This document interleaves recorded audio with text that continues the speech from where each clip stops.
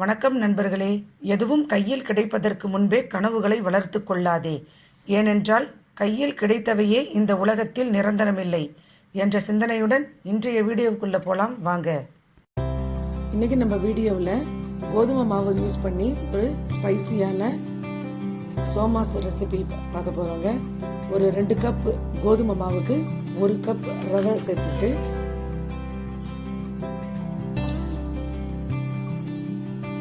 அப்புறம் நல்லா இடித்த ஓமத்தை வந்து நல்லா தண்ணியில் கொஞ்சம் நேரம் ஊற வச்சு அதை நல்லா இடித்து அந்த ஓமத்தை 1 ஸ்பூன் ஓமம், அந்த மாவுக்கு தேவையான அளவுக்கு உப்பு போட்டு நல்லா ஒரு குழிக்கரண்டி அளவுக்கு எண்ணெய் ஊற்றி நல்லா பெசரி விட்டுக்கோங்க.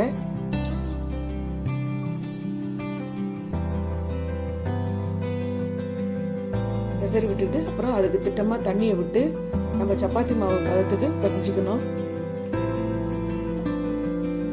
செஞ்சுட்டு ஒரு 10 நிமிஷம் ஊற வைங்க. அது ஊறுறதுக்குள்ளார நம்ம அந்த ஸ்டஃபிங் செஞ்சுக்கலாம்.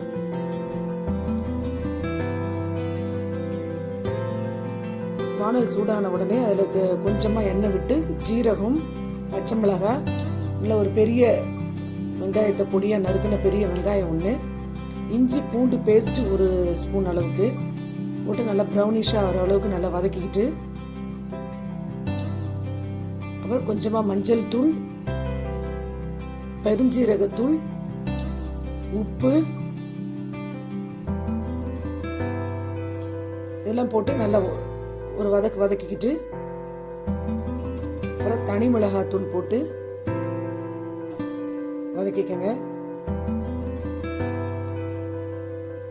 அப்புறம் பச்சை பட்டாணி, வேக வச்ச பச்சை பட்டாணி ஒரு கப் அளவுக்கு போட்டு வேக வச்சு மசிச்ச நல்ல ஒரு பெரிய உருளைக்கிழங்கு 1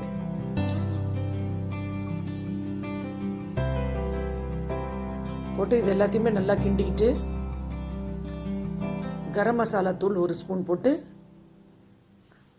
கிண்டனா நம்ம அது உள்ள வைக்கிற ஸ்டஃபிங் ரெடி ஆயிடுச்சுங்க. நம்ம ஊற வச்சிருக்கிற அந்த மாவில் எடுத்து ஒரு சின்ன உருண்டை எடுத்து நம்ம சப்பாத்தி மாவு மாதிரி திரட்டிக்கிட்டு ஒரு ரவுண்டு ஷேப்புக்கு ஒரு சின்ன கிண்ணமோ இல்லைன்னா டிஃபன் பாக்ஸ் மூடி இருந்துச்சுனாக்கா, சின்ன சைஸில் இருந்ததுன்னா அதை வச்சு நல்லா அழகாக ரவுண்டாக மோல்டிங் பண்ணிக்கோங்க.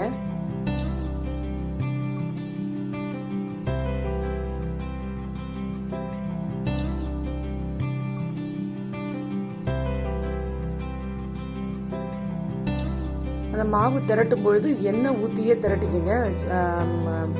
மாவு வேண்டாம், ஏன்னா எண்ணெயில் போடும்பொழுது அந்த எண்ணெய் வந்து கொஞ்சம் கருகுன மாதிரி கருப்பாக கலர் சேஞ்ச் ஆகிரும்.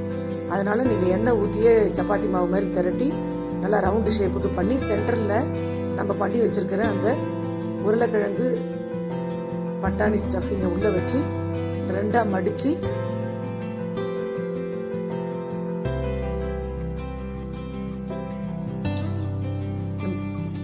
லைட்டாக அமுக்கி விட்டுட்டு ஒரு விரலால் அமுக்கிட்டு அதுக்கப்புறம் ஃபோர்க்கு வச்சு அந்த கார்னர் ஃபுல்லாக நல்லா அமுக்கி விடுங்க. அப்போ தான் வந்து அந்த ஓரம்லாம் நல்லா அமுங்கியும் இருக்கும், பார்க்கறதுக்கும் அழகாக இருக்கும்.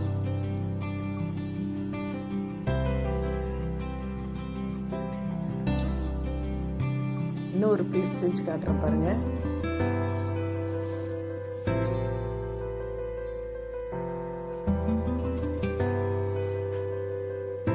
இதே மாதிரியே மற்ற எல்லா மாவையும் சின்ன சின்ன சோமாஸ் மாதிரி செஞ்சுக்கிட்டு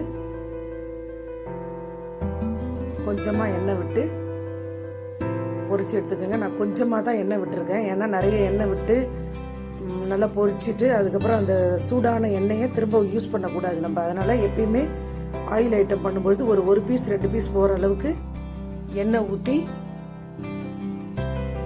நல்லா பொன்னிறமாக ப்ரௌனிஷாக நல்லா பொரிச்சு எடுத்துக்கோங்க. நல்லா மொறுன்னு ஸ்பைசியாக நல்லா சூப்பராக இருக்கும். இது இந்த மாவில் நம்ம ஓமம் சேர்த்து பிசைஞ்சிருக்கிறதுனால சீக்கிரம் செரிமானமும் ஆயிரும். இந்த ஆயில் ஃபுட்டு சாப்பிட்டா கொஞ்சம் நெஞ்ச கறிக்குதுன்னு வாங்க பாருங்க, அந்த மாதிரியும் இருக்காது, நல்லா ஹெல்த்தியாகவும் இருக்கும்.